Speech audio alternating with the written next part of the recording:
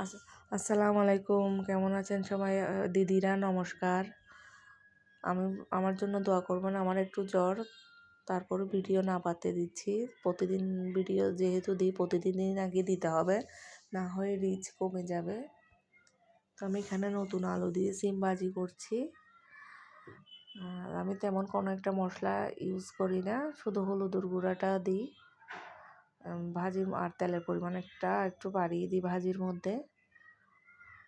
যারা আমার ভিডিওটা দেখছেন একটা লাইক দিয়ে দিবেন প্লিজ। আর যারা সাবস্ক্রাইব করেন নাই তারা সাবস্ক্রাইব করে দিবেন।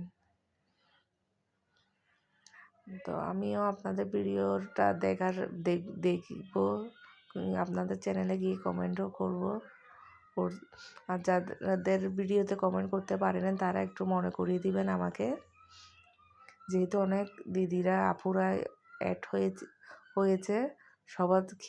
সবার চ্যানেল চোখে পড়ে না, খেয়াল থাকে না। বাচ্চারও বার্ষিক পরীক্ষা শুরু, সব বাচ্চাদের শেষ। আমার বাচ্চার পরীক্ষা শুরু হবে মাত্র, তো বাচ্চার পরীক্ষা নিয়ে একটু ব্যস্ত থাকবো। আর শরীরটা তেমন ভালো না, একটু জ্বর আসছে। তো যাদের যে আপুদের দিদিদের চ্যানেলে সাবস্ক্রাইব বা কমেন্ট করতে পারি না, একটু আমাকে মনে করিয়ে দিবেন, একটু নক দিবেন। তো আমি ভাজিটাও করে নিচ্ছি। তো মেয়েদের শরীর ভালো না থাকলেও রান্না বান্নাগুলো করতে হয়, না হয় বাচ্চারা না খেয়ে থাকবে। কোনো শরীর খারাপ থাকলেও ছুটি নেই, রান্না করতে হবে। তো আমার ভাজিটা হয়ে গেছে, ধনেপাতা দিয়ে আমি নামিয়ে নিচ্ছি।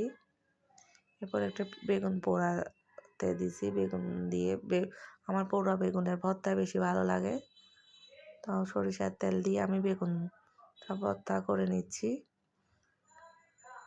আপনারা সবাই ভালো থাকবেন। আল্লাহ হাফেজ।